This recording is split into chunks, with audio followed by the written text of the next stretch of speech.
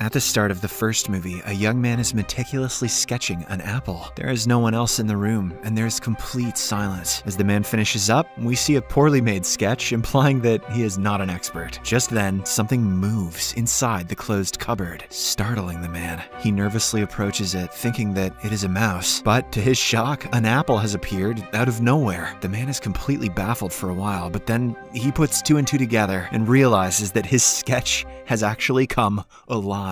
To test his theory, he grabs his notebook and starts sketching a 100 yen bill. Once he is done, he excitedly runs to the cupboard. When he opens it, he finds the 100 yen bill there. The man inspects it for a few seconds and concludes that it is very real. He then excitedly rushes back to his couch and sketches a stack of money. As soon as he finishes, a big wad of cash miraculously appears inside the cupboard. Now, the man is rich and powerful, and he has an apple. So all he requires is a beautiful girlfriend. So, just like any simp would, he starts sketching a voluptuous woman. However, in the midst of it, someone arrives at the door and the man goes to check. He leaves his notebook on the table with the sketch incomplete. The woman's head and entire lower half is missing. After a while, when the man returns to the room, he hears a sudden knock on the cupboard. This is when he realizes that his incomplete sketch has come to life. The movie ends as a terrifying hand slowly emerges from the cupboard. Nice, there's probably boobs in there. The protagonist of the second movie is an obese and extremely lustful man named Bing. He works as the manager of a private investigation company, but every time he sees a female client, he loses focus and starts fantasizing about her. Bing has only one aim in life: to have as much coitus as he can. Normally, he leaves for home at sharp 5, but when beautiful women come in seeking help, he could stay until even midnight. The amount of dedication this man has for his dirty hobby is unparalleled. One day, a young woman named Susan visits him in his office and frantically explains that her husband has gone missing since a week ago. However, Bing is so focused on staring at her body parts that he doesn't even pay attention to her words. He is actually fantasizing about doing it with her right now. When Susan pleads for help, Bing snaps out of his dream and promises to start the investigation ASAP. But in reality, he doesn't care about her husband, he only wants her. Later that night, we get to know a bit more about Bing. He has never been married because he doesn't believe in relationships. Whenever he feels aroused, he calls his equally lusty secretary Gina and does it with her. However, he has done her so many times that he has gotten bored. His name used to be Bang, but now, well,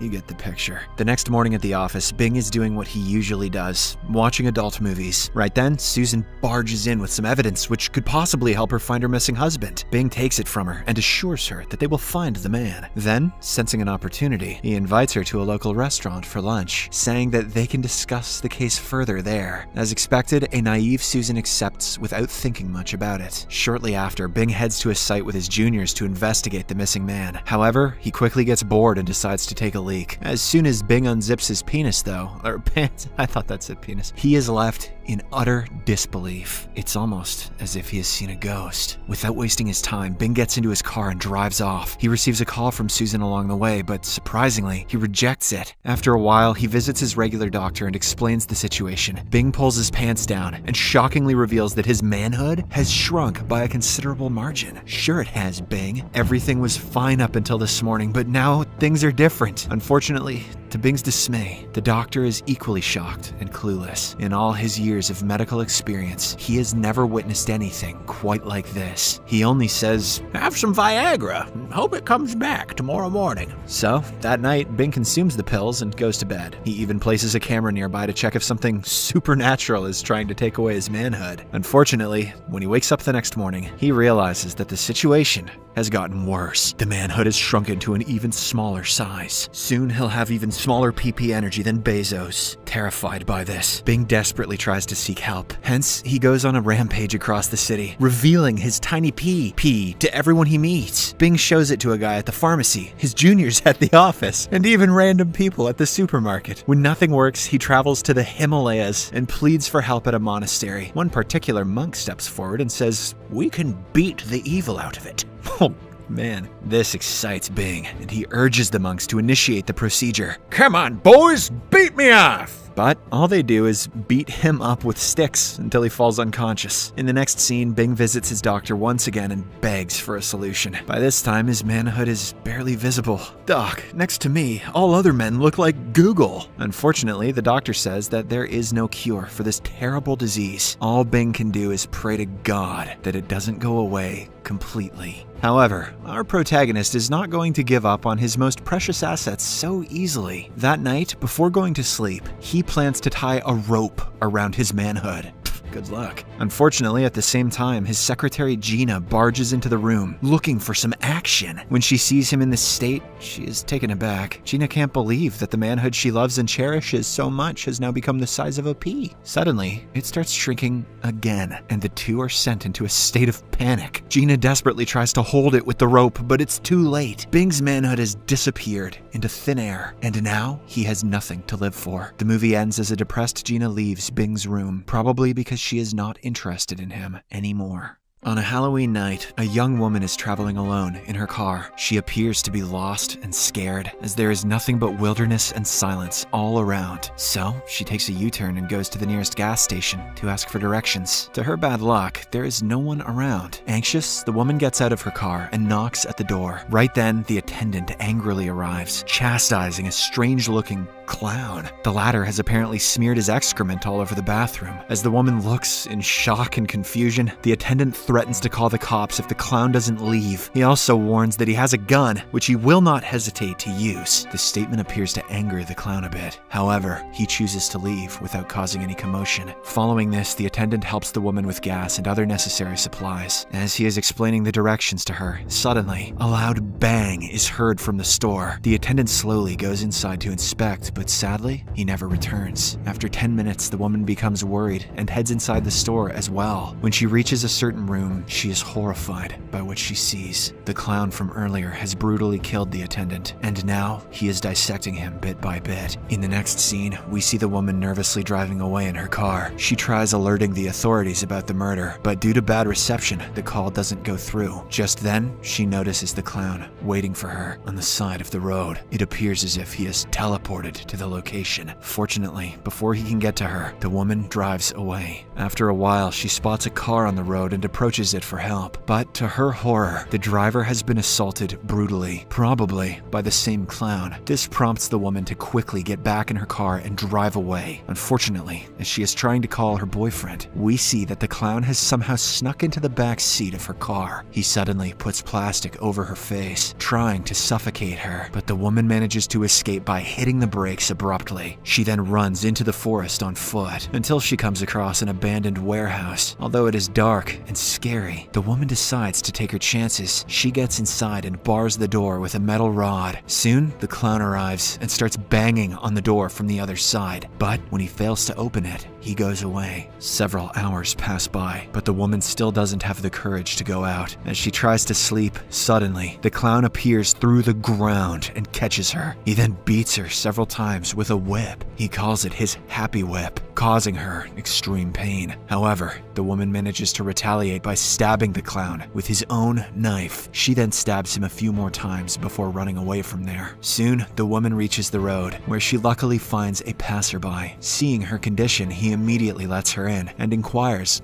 what happened. The woman is unable to explain anything at the moment, and she simply says, "Let's go, please. He is coming." Unfortunately, just after a few seconds, the resilient clown approaches them in his own car and shoots the passerby dead. As a result, the latter's car loses control and crashes into a tree. When the woman regains consciousness, she finds herself in the clown's operating room. To her horror, he has amputated her hands and legs. He has also written several derogatory words on her body. The movie ends as the clown lets out a maniacal laugh, while the woman screams in horror. Geez, that clown is a real bag of shit. The final movie is set in a dystopian world where monsters and spirits still exist. One night, when a ship is sailing through a deadly storm, it suddenly comes under attack by a giant crab-like creature named Thanopod. Using its deadly claws, it quickly kills some of the sailors, forcing the rest of them to retreat in the cellar. Later, the survivors conduct a vote to determine who will confront the thanopod. In the end, a shy but cunning man named Torin is chosen. He initially tries to run away from there, but his friends pick him up and throw him near the bunker where the thanopod is currently residing. Having no options left, Torin slowly makes his way downstairs and confronts the beast. To his shock, the thanopod can now speak, using one of the sailors it had killed earlier. It repeatedly says, "Me need meat. Faden Island, take me." Torin is terrified by the gruesome sight, but he also gets an idea. He makes a deal with the thanopod. He will take it to the island, and in return, it will have to spare him. Surprisingly, the beast agrees and backs away, leaving a trail of blood and intestines in its wake. Torin quickly goes through the waste until he finds a special key. In the next scene, he heads upstairs and tells his friends that he made a deal. But before they can ask him any more, he rushes to the captain's room and opens a safe using the key he found earlier. Torin then pulls out a gun and points it at them, demanding them to back off. Once everyone calms down, he says that he is in charge from now on. One of the sailors tries to revolt, but Torin teaches him a lesson by throwing him into the bunker, where he is immediately gobbled up by the beast. After this, Torin gathers everyone in his room and reveals that the thanopod wants to go to Faden Island, as there it can kill a lot of humans and live freely. However, Torin has a better idea. Since the beast is not good at geography, he wants to lead it to another island where no humans reside. The plan is a risky one, but if it works, thousands of lives will be saved. However, Torin doesn't want to take the decision alone, so instead he wants everyone to vote. So, he hands each of them a piece of paper and asks them to choose between the two options. After a while, the results come out, and Torin angrily says that 2 people voted to take the thanopod to Faden Island. Then, he pulls out his gun and kills them in front of everyone. After this, he dumps the corpses into the basement, which the thanopod devours immediately. The next morning, as everyone is busy with their work, Torin goes to the basement where he shockingly finds that the thanopod has laid its eggs. Now, several thousand tiny creatures are running around the boat. To make matters worse, all of them are hungry, and they demand food right now. On the other hand, the remaining sailors have become tired of Torin's leadership, so they plan to eliminate him. They slowly sneak up to his room and attack him while he is sleeping, but it turns out that he is not in his bed. Torin suddenly arrives behind his fellow sailors and kills them one by one. After the massacre, he drops all the dead bodies into the basement, where they are consumed in seconds. Now, only Torin and another sailor remain. However, as they talk, he suddenly shoves the sailor into the basement, revealing that when he conducted the vote earlier, everyone had voted to take the thanopod to Faden Island. None of them wanted to save the lives of innocent people. At last, Torin confronts the thanopod himself and destroys the barrels, spilling oil all over the place. Then he shoots at the lantern, which immediately catches fire and sets the place ablaze. Following this, he somehow makes it out of the basement and jumps into the sea, where he has already stationed an escape boat. The thanopod, on the other hand, desperately tries to escape the basement. It breaks the ceiling and almost manages to get out, but just then, an explosion occurs, killing the beast along with all of its children. The movie ends as the badass Torin slowly rows away from the explosion.